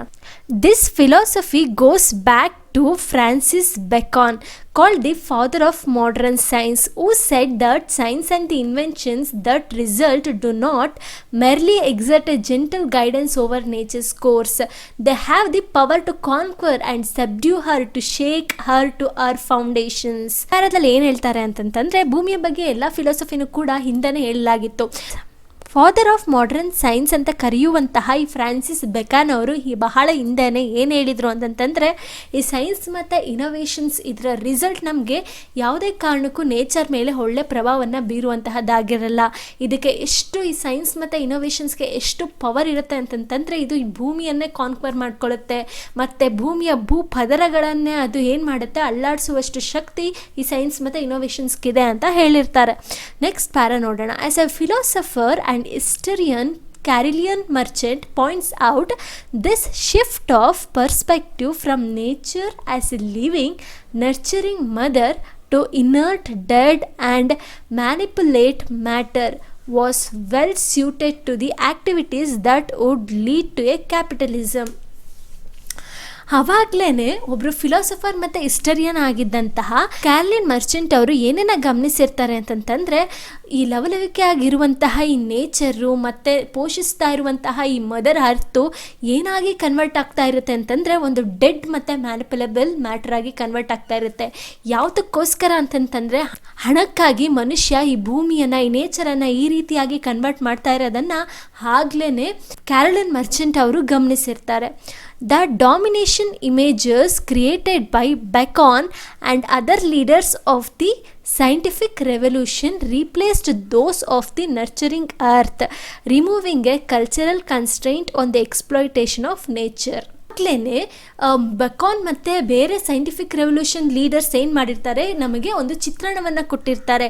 ಏನು ಚಿತ್ರಣವನ್ನು ಕೊಟ್ಟಿರ್ತಾರೆ ಅಂತಂದರೆ, ಈ ಅರ್ತು ಹೇಗೆ ಮನುಷ್ಯ ಎಕ್ಸ್ಪ್ಲಾಯ್ಟ್ ಮಾಡ್ತಾ ಇದ್ದಾನೆ, ಹೇಗೆ ನೇಚರನ್ನು ಎಕ್ಸ್ಪ್ಲಾಯ್ಟ್ ಮಾಡಿ ಹೇಗೆ ಭೂಮಿಯನ್ನು ನಾಶ ಮಾಡ್ತಾ ಇದ್ದಾನೆ ಅನ್ನೋದಂಥ ಇಮೇಜನ್ನು ಅವರು ಬಹಳ ಹಿಂದೆನೇ ಕೊಟ್ಟಿರ್ತಾರೆ. One does not readily slay a mother, dig into her entrails for gold or mutilate her body, Merchant wrote. Philosopher ಆಗಿರುವಂತಹ ಕ್ಯಾರಲಿನ್ ಮರ್ಚೆಂಟ್ ಭೂಮಿ ಮೇಲೆ ಆಗ್ತಾ ಇರುವಂತಹ ಶೋಷಣೆಯನ್ನು ನೋಡಿ ಏನು ಹೇಳ್ತಾರೆ ಅಂತಂತಂದರೆ, ಯಾರೋ ಒಬ್ಬರು ತನ್ನ ತಾಯಿಯ ಹೊಟ್ಟೆಯಲ್ಲಿ ಗೋಲ್ಡ್ ಇದೆ ಅಂತ ಅಂದ್ಬಿಟ್ಟು ಆ ತಾಯಿಯನ್ನೇ ಸಾಯಿಸಿ ಅವರು ಹೊಟ್ಟೆಯನ್ನು ಬಗೆದು ಅವಳಿಗೆ ಹಿಂಸೆ ಕೊಟ್ಟು ಅದರಿಂದ ಗೋಲ್ಡನ್ನು ಯಾರು ಕೂಡ ತೆಗಿಯಲ್ಲ. ಅದೇ ರೀತಿ ಈ ಭೂಮಿನೂ ಕೂಡ, ಈ ಭೂಮಿಯನ್ನು ಕಾಪಾಡ್ಕೋಬೇಕು ಅಂತ ಅವರು ಬರೆದಿರ್ತಾರೆ. ಈ ಪ್ಯಾರದಲ್ಲಿ ನೋಡೋದಾದರೆ ಮನುಷ್ಯ ಹೇಗೆ ತಾನು ಬೇರೆ ಭೂಮಿ ಬೇರೆ ಅಥವಾ ನೇಚರ್ ಬೇರೆ ಅಂತ ಅಂದ್ಕೊಂಡು ಹೇಗೆ ಭೂಮಿ ಮೇಲೆ ಎಕ್ಸ್ಪ್ಲಾಯ್ಟ್ ಮಾಡ್ತಾ ಇದ್ದಾನೆ, ತನ್ನ ಲಾಭಕ್ಕಾಗಿ, ತನ್ನ ಇಂಡಸ್ಟ್ರಿಯಲೈಸೇಷನ್ಗಾಗಿ, ತನ್ನ ಉದ್ಯೋಗಕ್ಕಾಗಿ ಹೇಗೆ ನೇಚರನ್ನು ಅವನು ಎಕ್ಸ್ಪ್ಲಾಯ್ಟ್ ಮಾಡ್ತಾ ಇದ್ದಾನೆ ಅಂತ ಅನ್ನೋದನ್ನು ಈ ಪ್ಯಾರದಲ್ಲಿ ಹೇಳಿದ್ದಾರೆ. ಮತ್ತು ಎಷ್ಟೊಂದು ಜನ ಫಿಲಾಸಫರ್ಸ್ ಮತ್ತು ಹಿಸ್ಟೋರಿಯನ್ಸು ಹೇಗೆ ಈ ನೇಚರು ಎಕ್ಸ್ಪ್ಲಾಯ್ಟ್ ಆಗ್ತಾ ಇದೆ, ಮುಂದೆ ಹೇಗೆಲ್ಲ ಆಗುತ್ತೆ ಅಂತ ಅನ್ನೋದನ್ನು ನಮಗೆ ಹೇಳಿದರು ಮುಂಚೆನೆ ಅಂತ ಅನ್ನೋದನ್ನು ಈ ಪ್ಯಾರದಲ್ಲಿ ನಮಗೆ ತಿಳಿಸ್ಕೊಟ್ಟಿದ್ದಾರೆ. ಈಗ ನೆಕ್ಸ್ಟ್ ಪ್ಯಾರ ಬಗ್ಗೆ, what nature teaches. Today at A time of multiple crisis intensified by globalization, we need to move away from the paradigm of nature as a dead matter. We need to move to an ecological paradigm, and for this the best teacher is nature itself. ಇವತ್ತು ಗ್ಲೋಬಲೈಸೇಷನಿಂದ ಎಷ್ಟೊಂದು ಪ್ರಾಬ್ಲಮ್ಗಳೇನಾಗಿದೆ, ತುಂಬಾ ಜಾಸ್ತಿ ಆಗಿದೆ. ನಾವೇನು ಮಾಡಬೇಕು ಅಂತಂದರೆ, ಈ industrialisation, ಈ ಗ್ಲೋಬಲೈಸೇಷನ್ ಎಲ್ಲದರಿಂದ ಏನಾಗ್ತಿದೆ, ಅರ್ತು ಒಂದು ಡೆಡ್ ಮ್ಯಾಟರ್ ಆಗಿ ಕನ್ವರ್ಟ್ ಆಗ್ತಾ ಇದೆ. ನೇಚರ್ ಅಥವಾ ಈ ಅರ್ತು ಈ ಥರ ಡೆಡ್ ಮ್ಯಾಟರಾಗಿ ಕನ್ವರ್ಟ್ ಆಗೋದ್ರಿಂದ ನಾವೇನಾಗಬೇಕು, ದೂರ ಸರಿಬೇಕು. ಅದರಿಂದ ನಾವೇನಾಗಬೇಕು, ಎಕಲಾಜಿಕಲ್ ಕಡೆಗೆ ನಾವು ಮೂವ್ ಆಗಬೇಕು. ಎಕಲಾಜಿ ಅಂತಂತಂದರೆ ಈ ನೇಚರ್, ಫಾರೆಸ್ಟ್, ಅರ್ತ್ ಅದ್ರ ಕಡೆ ಜಾಸ್ತಿ ನಾವು ಒತ್ತನ್ನು ಕೊಡಬೇಕು. ಇದಕ್ಕೆ ಒಬ್ಬ ಬೆಸ್ಟ್ ಟೀಚರ್ ಯಾರಪ್ಪ ಅಂತಂತಂದರೆ ಅದು ನೇಚರೇ ಆಗಿರುತ್ತೆ ಅಂತ ಇಲ್ಲಿ ಹೇಳ್ತಾ ಇದ್ದಾರೆ. The earth university teaches earth democracy, which is the freedom for all species to evolve within the web of life, and the freedom and responsibility of humans as members of the earth family to recognize, protect and respect the rights of the other species. ಈ earth university ಅಂತ ಅನ್ನುವಂತಹದ್ದು ಏನನ್ನು ಕಲಿಸುತ್ತೆ ಅಂತಂದರೆ, ನಮಗೆ earth democracy ಅನ್ನೋದನ್ನು ಕಲಿಸುತ್ತೆ. ಹಾಗಂದ್ರೆ ಏನಪ್ಪ ಅಂತಂತಂದರೆ, ಈ ಭೂಮಿ ಮೇಲಿರುವಂತಹ ಎಲ್ಲ ಜೀವಿಗಳಿಗೂ ಏನಿದೆ, ಸ್ವಾತಂತ್ರ್ಯ ಇದೆ, ಬದುಕೋ ಹಕ್ಕಿದೆ. ಹಾಗಾಗಿ ಏನು ಮಾಡಬೇಕು ಅಂತಂದರೆ, ಈ ಭೂಮಿಯ ಒಂದು ಭಾಗವಾಗಿರುವಂತಹ ಮನುಷ್ಯ, ಅವನ ರೆಸ್ಪಾನ್ಸಿಬಿಲಿಟಿ ಏನಪ್ಪ ಅಂತಂತಂದರೆ, ಭೂಮಿ ಮೇಲಿರುವಂತಹ ಬೇರೆ ಸ್ಪೀಸೀಸ್, ಬೇರೆ ಫ್ಯಾಮಿಲಿ ಎಲ್ಲವನ್ನು ಕೂಡ ಅವನು ರೆಕಗ್ನೈಸ್ ಮಾಡಬೇಕು, ಅಂದರೆ ಕಂಡು ಹಿಡಿಬೇಕು, ಅದನ್ನು ಅವನು ಸಂಗ್ರಹಿಸಬೇಕು, ಮತ್ತು ಅದಕ್ಕೂ ಕೂಡ ಅವನು ರೆಸ್ಪೆಕ್ಟ್ ಕೊಡಬೇಕು, ಬೇರೆ ಸ್ಪೀಸೀಸ್ಗೂ ಕೂಡ ಅವನು ರೈಟ್ಸನ್ನು ಕೊಡಬೇಕು ಅಂತ ಅನ್ನೋದನ್ನು ಇಲ್ಲಿ ಹೇಳ್ತಾ ಇದ್ದಾರೆ. Earth democracy is a shift from anthropocentrism to ecocentrism. Earth democracy ಅಂತ ಅನ್ನೋದ್ರೆ ಏನಪ್ಪ ಅಂತಂತಂದರೆ, ಆಂಥ್ರೋಪೋಸೆಂಟ್ರಿಸಮ್ ಅಂತಂತಂದರೆ ಮಾನವ ಕೇಂದ್ರೀಕೃತವಾಗಿರೋದು, ಎಕೋಕೋಸೆಂಟ್ರಿಸಮ್ ಅಂತಂದರೆ ಪರಿಸರ ಕೇಂದ್ರೀಕೃತವಾದಂತಹ ಭೂಮಿ. ಈಗ ಬರೀ ಮನುಷ್ಯನ ಮಾತ್ರ ಇಂಪಾರ್ಟೆನ್ಸ್ ಕೊಡೋದಲ್ಲ, ಮನುಷ್ಯನ ಇಂಪಾರ್ಟೆನ್ಸಿಂದ ನಾವೇನು ಮಾಡಬೇಕು, ಇಲ್ಲಿ ಅರ್ತ್ ಇಂಪಾರ್ಟೆನ್ಸ್, ನೇಚರ್ ಇಂಪಾರ್ಟೆನ್ಸ್ ಕಡೆ ನಾವು ಶಿಫ್ಟ್ ಆಗಬೇಕು. ಅದನ್ನೇ earth democracy. And since we all depend on the earth democracy translates into human rights to food and water, to freedom from hunger and thirst. ನಾವೆಲ್ಲರೂ ಕೂಡ ಈ ಭೂಮಿ ಮೇಲೆ ಡಿಪೆಂಡ್ ಆಗಿರೋದ್ರಿಂದ ನಾವು ಈ ಅರ್ತ್ ಡೆಮೋಕ್ರಸಿನ ಹ್ಯೂಮನ್ ರೈಟ್ ಆಗೂ ಕೂಡ ಟ್ರಾನ್ಸ್ಲೇಟ್ ಮಾಡ್ಕೋಬೋದು. ಹೇಗಪ್ಪ ಅಂದರೆ right to food, right to water, ಆ ರೀತಿ. ಮತ್ತು ನಮಗೆ ಬಾಯಾರಿಕೆ ಮತ್ತು ಈ ಹಸಿವು ಎಲ್ಲದರಿಂದನೂ ನಮಗೆ ಮುಕ್ತಿ ಕೊಡುವಂತಹದ್ದು ಯಾವುದಪ್ಪ ಅಂದರೆ ಈ ಭೂಮಿ ಆಗಿರುತ್ತೆ ಅಂತ ಹೇಳ್ತಾ ಇದ್ದಾರೆ. Because the earth university is located at Navdanya, a biodiversity farm. Participants learn to work with living seeds, living soil and the web of life. ಈ ಅರ್ತ್ ಯೂನಿವರ್ಸಿಟಿ ಎಲ್ಲಿದೆ? ಇದು ನವಧಾನ್ಯದಲ್ಲಿದೆ. ಈ ನವಧಾನ್ಯ ಯಾವುದು? ವಂದನಾ ಶಿವ ಅವರು ಸ್ಟಾರ್ಟ್ ಮಾಡಿದಂತಹ ಫಾರ್ಮು. ಇಲ್ಲಿ ಅರ್ತ್ ಯೂನಿವರ್ಸಿಟಿ ಕೂಡ ಇದೆ. ಈ ಅರ್ತ್ ಯೂನಿವರ್ಸಿಟಿ ಏನಾಗಿರುತ್ತೆ, ಒಂದು ಬಯೋಡೈವರ್ಸಿಟಿ ಫಾರ್ಮ್. ಇದು ಇಲ್ಲೇನು ಮಾಡ್ತಾರೆ ಅಂತಂತಂದರೆ, ಪಾರ್ಟಿಸಿಪೆಂಟ್ಸ್ ಯಾರ್ಯಾರು ಇರ್ತಾರೆ ಅವರು ಈ ಬೀಜಗಳು ಮತ್ತು ಈ ಮಣ್ಣು ಮತ್ತು ಈ ಜೀವ ಏನಿದೆ, ಜೀವಕೋಶಗಳು ಬೇರೆ ಬೇರೆ, ಅದ್ರ ಎಲ್ಲದ್ರ ಜೊತೆ ಅವರು ಕಲಿತಾರೆ ಅಂತ ಇಲ್ಲಿ ಹೇಳಿದ್ದಾರೆ. Participants include farmers, school children and people from across the world. Two of our most popular courses are the AZ of Organic Farming and Agroecology and Gandhi and Globalization.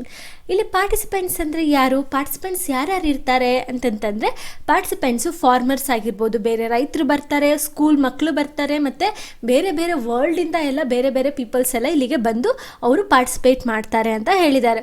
ಮತ್ತು ಇವರ ಯೂನಿವರ್ಸಿಟಿಯಲ್ಲಿ 2 ಪಾಪ್ಯುಲರ್ ಆಗಿರುವಂತಹ ಕೋರ್ಸ್ ಯಾವುದು ಅಂತಂತಂದರೆ, the AZ of organic farming and agro ecology ಅನ್ನುವಂತಹದೊಂದು course, ಮತ್ತು Gandhi and globalisation ಅನ್ನುವಂತಹದ್ದು ಇನ್ನೊಂದು course. ಈ 2 course ಈ ನವಧಾನ್ಯ ಫಾರ್ಮಲ್ಲಿರುವಂತಹ ಅರ್ತ್ ಯೂನಿವರ್ಸಿಟಿಯಲ್ಲಿ ತುಂಬ ಪಾಪ್ಯುಲರ್ ಆಗಿರುವಂತಹ 2 ಕೋರ್ಸು ಅಂತ ವಂದನಾ ಶಿವ ಅವರು ಹೇಳಿದ್ದಾರೆ. ಪ್ಯಾರಾದಲ್ಲಿ ನಮ್ಗೆ ಏನು ಹೇಳಿದ್ದಾರೆ ಅಂತಂದರೆ, ಈ ಭೂಮಿ ಬರೀ ಮಾನವ ಕೇಂದ್ರೀಕೃತವಾಗಿದ್ದರೆ ಆಗಲ್ಲ, ಇದು ಪರಿಸರ ಕೇಂದ್ರೀಕೃತವಾಗಿರಬೇಕು ಅಂತ ಹೇಳಿದ್ದಾರೆ. ಮತ್ತು ಈ ಭೂಮಿಯ ಭಾಗವಾದಂತಹ ಮಾನವ ಏನು ಮಾಡಬೇಕು, ಈ ಭೂಮಿಯಲ್ಲಿರುವಂತಹ ಬೇರೆ ಜೀವ ವೈವಿಧ್ಯಮಯತೆ ಎಲ್ಲವನ್ನು ಕೂಡ ಗುರುತಿಸಿ ಅದನ್ನು ಪ್ರೊಟೆಕ್ಟ್ ಮಾಡಿ ಸ್ಪೀಸೀಸ್ಗೂ ಕೂಡ ಅದರದೇ ಆದಂತಹ ರೆಸ್ಪೆಕ್ಟ್ ಮತ್ತು ರೈಟ್ಸನ್ನು ಕೊಡಿಸ್ಬೇಕು, ಮತ್ತು ಬೇರೆ ಸ್ಪೀಸೀಸ್ನ ಅವನು ಪ್ರೊಟೆಕ್ಟ್ ಮಾಡಿ ಬೆಳೆಸಬೇಕು, ಬಯೋಡೈವರ್ಸಿಟಿಗೆ ಅವನು ಜಾಸ್ತಿ ಒತ್ತನ್ನು ಕೊಡಬೇಕು ಅಂತ ಹೇಳಿದ್ದಾರೆ. ಮತ್ತು ಅರ್ತ್ ಡೆಮೋಕ್ರಸಿ ಬಗ್ಗೆ ತುಂಬಾ ಮಾತಾಡಿದ್ದಾರೆ. ಮತ್ತು ಇವರು ಇಲ್ಲಿ ಏನು ಹೇಳಿದ್ದಾರೆ ಅಂತಂದರೆ, ಅವರ ಅರ್ತ್ ಯೂನಿವರ್ಸಿಟಿಯಲ್ಲಿ 2 ಪಾಪ್ಯುಲರ್ ಕೋರ್ಸ್ ಯಾವುದು ಅಂತ ತಿಳಿಸ್ಕೊಡಿದ್ದಾರೆ. ಮತ್ತು ಅರ್ತ್ ಯೂನಿವರ್ಸಿಟಿಲಿ ಜನರು, ಸ್ಕೂಲ್ ಮಕ್ಕಳಾಗಿರ್ಬೋದು, ಬೇರೆ ದೇಶದಿಂದ ಹೇಗೆ ಬಂದು ಪಾರ್ಟಿಸಿಪೇಟ್ ಮಾಡಿ ಹೇಗೆ ಕಲಿತಾರೆ ಅನ್ನೋದನ್ನು ಪ್ಯಾರಾದಲ್ಲಿ ನಮಗೆ ಎಕ್ಸ್ಪ್ಲೈನ್ ಮಾಡಿಕೊಟ್ಟಿದ್ದಾರೆ. ಈಗ next para, the poetry of the forest. The Earth University is inspired by Rabindranath Tagore, India's national poet and a Nobel prize laureate. Vandana Shiva ಅವರು ಹೇಳ್ತಾ ಇದ್ದಾರೆ, ನಮ್ಮ ಅರ್ತ್ ಯೂನಿವರ್ಸಿಟಿನ ನಾವು ಓಪನ್ ಮಾಡೋದಕ್ಕೆ ನಮಗೆ ಇನ್ಸ್ಪಿರೇಷನ್ ಬಂದು ನ್ಯಾಷನಲ್ ಪೊಯೆಟ್ ಮತ್ತು ನೋಬೆಲ್ ಪ್ರೈಸರ್ ವಿನ್ನರ್ ಆಗಿರುವಂತಹ ರವೀಂದ್ರನಾಥ್ ಟ್ಯಾಗೂರ್ ಅವರು ಅಂತ ಹೇಳ್ತಾ ಇದ್ದಾರೆ. Tagore started a learning center in Shantiniketan in West Bengal, India as a forest school, both to take inspiration from nature and to create a Indian cultural renaissance. ಇಲ್ಲ ಹೇಳ್ತಿದ್ದಾರೆ, ಟ್ಯಾಗೋರ್ ಏನು ಮಾಡ್ತಾರೆ ಅಂತಂತಂದರೆ, ಒಂದು ಲರ್ನಿಂಗ್ ಸೆಂಟರ್ನ ಇಂಡಿಯಾದ ವೆಸ್ಟ್ ಬೆಂಗಾಲಲ್ಲಿರುವಂತಹ ಶಾಂತಿನಿಕೇತನಲ್ಲಿ ಸ್ಟಾರ್ಟ್ ಮಾಡ್ತಾರೆ. ಅದು ಒಂದು ಫಾರೆಸ್ಟ್ ಸ್ಕೂಲ್ ಆಗಿ ಸ್ಟಾರ್ಟ್ ಮಾಡ್ತಾರೆ. ಅದು ಏನಕ್ಕೆ ಸ್ಟಾರ್ಟ್ ಮಾಡ್ತಾರೆ ಅಂತಂತಂದರೆ, ಪರಿಸರದಿಂದ ಒಂದು ಇನ್ಸ್ಪಿರೇಷನ್ನ ತಗೊಳ್ಳಿ ಮತ್ತು ಇಂಡಿಯನ್ ಕಲ್ಚರ್ನ ಹೊಸದಾಗಿ ಕ್ರಿಯೇಟ್ ಮಾಡಲಿ ಅನ್ನೋದಕ್ಕೋಸ್ಕರ ಅವ್ರೇನು ಮಾಡ್ತಾರೆ, ಈ ಫಾರೆಸ್ಟ್ ಸ್ಕೂಲ್ನ ಓಪನ್ ಮಾಡ್ತಾರೆ. The school became a university in 1921, growing in to one of India's most famous centres of learning. ಆ ಸ್ಕೂಲ್ ಏನಾಗುತ್ತೆ ಅಂತಂದರೆ 1921ನಲ್ಲಿ ಒಂದು ಯೂನಿವರ್ಸಿಟಿ ಆಗಿ ಬೆಳೆಯುತ್ತೆ. ಅದು ಇಂಡಿಯಾದಲ್ಲಿರುವಂತಹ ಮೋಸ್ಟ್ ಫೇಮಸ್ ಲರ್ನಿಂಗ್ ಸೆಂಟರ್ ಆಗಿ ಆ ಯೂನಿವರ್ಸಿಟಿ ಬೆಳೆಯುತ್ತೆ. ನೆಕ್ಸ್ಟ್ ಹೇಳ್ತಾ ಇದ್ದಾರೆ, today just as in Tagore's time we need to turn to nature and the forest for lessons of freedom. ಇವತ್ತಿನ ಥರ ಟಾಗೂರು ಇದ್ದಂತಹ ದಿನಗಳಲ್ಲಿ ನಾವು ಸ್ವಾತಂತ್ರ್ಯದ ಬಗ್ಗೆ ತಿಳ್ಕೊಬೇಕು ಅಂತಂದರೆ ನಮ್ಮ ಒಡನಾಟ ನೇಚರ್, ಪರಿಸರ ಮತ್ತು ಕಾಡಿನ ಜೊತೆ ಇರಬೇಕಾಗಿತ್ತು ಅಂತ ಹೇಳ್ತಾ ಇದ್ದಾರೆ. In essay Tapovan, Tagore writes, Indian civilization has been distinctive in locating its source of regeneration, material and intellectual in the forest, not the city.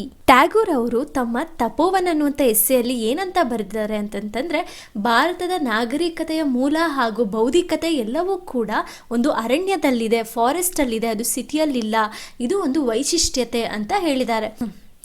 Next ಏನಂತ ಬರ್ತಿದ್ದಾರೆ ಅಂದರೆ, India's best ideas have come where man was in communication with trees and rivers and lakes away from the crowds.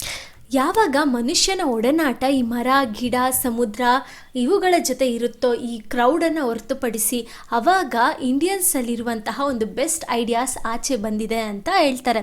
Next ಹೇಳ್ತಿದ್ದಾರೆ, the peace of the forest has helped the intellectual evolution of man. ಇಲ್ಲೇ ಹೇಳ್ತಾ ಇದ್ದಾರೆ, ಅರಣ್ಯದಲ್ಲಿರುವಂತಹ ಶಾಂತತೆ ಮನುಷ್ಯನ ಬೌದ್ಧಿಕ ಬೆಳವಣಿಗೆಗೆ ಬಹಳ ಉಪಯುಕ್ತವಾಗಿದೆ ಅಂತ ಹೇಳಿದ್ದಾರೆ.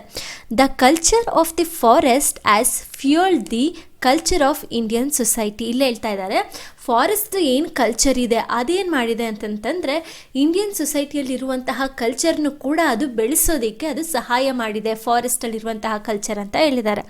The culture that has arisen from the forest has been influenced by the diverse process of renewal of life which are always at play in the forest, varying from species to species, from season to season, in sight and sound and smell. ಅರಣ್ಯದಲ್ಲಿ ಯಾವಾಗಲೂ ಕೂಡ ಸೀಸನಿಂದ ಸೀಸನ್ಗೆ ಒಂದು ಪ್ರಾಣಿಯ ಒಂದು ಪಕ್ಷಿ ಅಥವಾ ಒಂದು ಜಾತಿಯ ಒಂದು ಸ್ಪೀಸಿಸಿಂದ ಇನ್ನೊಂದು ಸ್ಪೀಸಿಸ್ಗೆ ವೇರಿ ಆಗ್ತಾ ಇರುವಂತಹ ಈ ಜೀವನ ನವೀಕರಣ ಏನಿದೆ, ಇದರಿಂದ ಆಗಿ ಏನಾಗಿದೆ, ಈ ಫಾರೆಸ್ಟ್ ಸಿವಿಲೈಸೇಷನು ಬಂದಿದೆ ಅಂತ ಹೇಳ್ತಿದ್ದಾರೆ. ನೆಕ್ಸ್ಟ್ ಅಂತ ಹೇಳಿದ್ದಾರೆ ಅಂತಂದರೆ, the unifying principle of life in diversity of democratic pluralism thus become the principle of Indian civilisation. ಮತ್ತು ಟ್ಯಾಗೂರ್ ಅವರು ಅವ್ರ ಎಸ್ಸೆಯಲ್ಲಿ ಏನಂತ ಬರೆದಿದ್ದಾರೆ ಅಂತಂದರೆ, ಇಂಡಿಯನ್ ಸಿವಿಲೈಸೇಷನ್ ಅಥವಾ ಭಾರತೀಯ ನಾಗರಿಕತೆಯ ಪ್ರಿನ್ಸಿಪಲ್ ಏನಾಗಿದೆ ಅಂತಂತಂದರೆ ಜೀವ ವೈವಿಧ್ಯಮಯತೆ ಮತ್ತು ಎಲ್ಲದಕ್ಕೂ ಕೂಡ ಈಕ್ವಲ್ ಆಗಿ ಇರುವಂತಹ ಡೆಮೊಕ್ರೆಟಿಕ್, ಇದೇನಾಗಿದೆ ಇಂಡಿಯನ್ ಸಿವಿಲೈಸೇಷನ್ ಪ್ರಿನ್ಸಿಪಲ್ ಆಗಿದೆ ಅಂತ ಅವ್ರ ಎಸ್ಸೆಯಲ್ಲಿ ಅವರು ಬರೆದಿದ್ದಾರೆ. ನೆಕ್ಸ್ಟ್ ಪ್ಯಾರಾಗ್ ಹೋಗೋಣ. It is this unity in diversity that is the basis of both ecological sustainability and democracy. ಇಲ್ಲೇನು ಹೇಳಿದ್ದಾರೆ ಅಂತಂದರೆ, ಎಕೋಲಾಜಿಕಲ್ ಬ್ಯಾಲೆನ್ಸು ಇರಬೇಕು ಮತ್ತು ಪ್ರಜಾಪ್ರಭುತ್ವ ಇರಬೇಕು ಅಂತಂದರೆ ಅದೆರಡಕ್ಕೂ ಕೂಡ ಒಂದು ಬೇಸಿಕ್ ಆಗಿ ನಿಂತಿರೋದು ಯಾವುದಪ್ಪ ಅಂತಂದರೆ ವಿವಿಧತೆಯಲ್ಲಿ ಏಕತೆ ಅನ್ನೋದು, ಅದೇ ಯೂನಿಟಿ ಇನ್ ಡೈವರ್ಸಿಟಿ ಅನ್ನೋದು ಅಂತ ಹೇಳಿದ್ದಾರೆ. ನೆಕ್ಸ್ಟ್ ಬಂದರೆ, diversity without unity becomes the source of conflict and contest. ಇವಾಗ ನಮಗೆ ಎಷ್ಟೊಂದು ಡೈವರ್ಸಿಟಿ ವೈವಿಧ್ಯಮಯತೆ ಎಲ್ಲ ಇರುತ್ತೆ, ಆದರೆ ಎಲ್ಲದರಲ್ಲೂ ಏನಿರಲ್ಲ, ಯೂನಿಟಿ ಇರಲ್ಲ. ಅವಾಗ ಏನಾಗುತ್ತೆ, ಅದು ಜಗಳಕ್ಕೆ ಕಾರಣ ಆಗುತ್ತೆ, ಅದು ಒಂದು ಜಗಳದ ಮೂಲ ಆಗುತ್ತೆ ಯೂನಿಟಿ ಇಲ್ಲ ಅಂತಂದರೆ ಅಂತ ಹೇಳಿದ್ದಾರೆ. Next, unity without diversity becomes the ground for external control. ಇವಾಗ ಅಕಸ್ಮಾತ್ ಯೂನಿಟಿ ಇರುತ್ತೆ ಆದರೆ ಜೀವ ವೈವಿಧ್ಯಮಯತೆನೇ ಇರಲ್ಲ, ಡೈವರ್ಸಿಟಿನೇ ಇರಲ್ಲ, ಅವಾಗ ಏನಾಗುತ್ತೆ, ಆಗ ಪ್ರಕೃತಿ ತನ್ನಕ್ಕೆ ತಾನೇ ಎಕ್ಸ್ಟರ್ನಲ್ ಆಗಿ ಏನು ಮಾಡುತ್ತೆ, ಕಂಟ್ರೋಲ್ ಮಾಡ್ಕೊಳ್ಳುತ್ತೆ. This is true for both nature and culture. Nature ಮತ್ತು ಕಲ್ಚರ್ ಎರಡರಲ್ಲೂ ಯಾವಾಗಲೂ ಕೂಡ ಡೈವರ್ಸಿಟಿ ಇನ್ ಯೂನಿಟಿ ಇರಲೇಬೇಕು ಅಂತ ಹೇಳಿದ್ದಾರೆ. The forest is a unity in its diversity and we are united with nature through our relationship with the forest. ಇಲ್ಲೇನು ಹೇಳ್ತಾ ಇದ್ದಾರೆ, ಅರಣ್ಯದಲ್ಲಿ ಏನಿದೆ ಯಾವಾಗಲೂ ಜೀವ ವೈವಿಧ್ಯಮಯತೆಯಲ್ಲಿ ಒಂದು ಏಕತೆ ಇದೆ, ಮತ್ತು ನಾವೆಲ್ಲರೂ ಕೂಡ ಈ ನೇಚರ್ ಜೊತೆ ಹೊಂದುಗೂಟಿದ್ದೀವಿ. ಹೇಗಪ್ಪ ಅಂದರೆ ಫಾರೆಸ್ಟ್ ಜೊತೆಗಿನ ರಿಲೇಷನ್ಶಿಪ್ಪಿಂದ. ಈಗ ನೆಕ್ಸ್ಟ್ ಹೇಳ್ತಾರೆ, in Tagore's writings the forest was not just the source of knowledge and freedom, it was the source of beauty and joy, of art and aesthetics, of harmony and perfection. It symbolise the universe. The forest teaches us union and compassion. Tagore ಅವರು ತಮ್ಮ ಬರವಣಿಗೆಯಲ್ಲಿ ಅರಣ್ಯ ಅಂತಂದರೆ ಅಥವಾ forest ಅಂತಂದರೆ ಕೇವಲ ಅದು ನಮಗೆ ನಾಲೆಡ್ಜ್ಗೆ ಮತ್ತು ಫ್ರೀಡಮ್ಗೆ ಇರುವಂತಹ ಒಂದು ಸೋರ್ಸ್ ಮಾತ್ರ ಅಲ್ಲ. ಅದು ಫಾರೆಸ್ಟ್ ಅಂದರೆ ಏನಂದರೆ ಅದು ಒಂದು ಬ್ಯೂಟಿ, ಅದೊಂದು ಹ್ಯಾಪಿನೆಸ್, ಅದೊಂದು ಕಲೆ ಅಥವಾ ಆರ್ಟ್, ಅದೊಂದು ಸೌಂದರ್ಯ ಅಂದರೆ ಆಸ್ಥೆಟಿಕ್ಸ್, ಮತ್ತು ಅದು ಒಂದು ಈಕ್ವಾಲಿಟಿಯನ್ನು ನಮಗೆ ಕಲಿಸುತ್ತೆ. ಅದೊಂದು ಪರ್ಫೆಕ್ಟ್ ಆಗಿರುವಂಥ ಒಂದು ಜಾಗ, ಅದು ನಮಗೆ ಪೀಸ್ಫುಲ್ಲಾಗಿ ಈಕ್ವಾಲಿಟಿಯನ್ನು ಕಲಿಸುತ್ತೆ ಅಂತ ಟ್ಯಾಗೂರ್ ಅವರು ಅವ್ರ ರೈಟಿಂಗಲ್ಲಿ ಅದನ್ನು ಕೂಡ ಹೇಳಿದ್ದಾರೆ. ಮತ್ತು ಅವ್ರು ಇನ್ನೇನು ಹೇಳಿದ್ದಾರೆ ಅಂತಂದರೆ, ಫಾರೆಸ್ಟು ಇಡೀ ಯೂನಿವರ್ಸನ್ನೇ ಒಂದು ಸಿಂಬಲೈಸ್ ಮಾಡುತ್ತೆ ಅಂತ ಕೂಡ ಹೇಳಿದ್ದಾರೆ. ಮತ್ತು ಇನ್ನೇನು ಹೇಳಿದ್ದಾರೆ ಅಂದರೆ, ದ ಫಾರೆಸ್ಟ್ ನಮಗೆ ಏನೇನು ಟೀಚ್ ಮಾಡುತ್ತೆ ಅಂತಂದರೆ ಹೇಗೆ ಒಟ್ಟಿಗೆ ಇರೋದು ಮತ್ತು ನಾವು ಹೇಗೆ ಕರುಣೆಯಿಂದ ಇರೋದು ಅನ್ನೋದನ್ನು ಕೂಡ ಈ ಫಾರೆಸ್ಟೇ ನಮಗೆ ತಿಳಿಸಿದೆ ಅಂತ ಹೇಳಿದ್ದಾರೆ. ಈಗ ನೆಕ್ಸ್ಟ್ ಪ್ಯಾರಾ ನೋಡೋಣ. The forest also teachers enoughness as a principle of equity, how to enjoy the gifts of nature without exploitation and accumulation. Tagore quotes from the ancient text written in the forest, now all that moves in this moving world as enveloped by God, and find enjoyment through renunciation not through greed of position. ಈ ಲೈನ್ಸಲ್ಲಿ ಏನು ಹೇಳ್ತಿದ್ದಾರೆ ಅಂದರೆ, forest ಅನ್ನೋದು ನಮಗೆ ಸಾಕು, ಎನಫ್ನೆಸ್ ಅಂದರೆ ಸಾಕು ಅಂತ ಅನ್ನೋದನ್ನು ನಮಗೆ ತಿಳಿಸ್ಕೊಡುತ್ತೆ.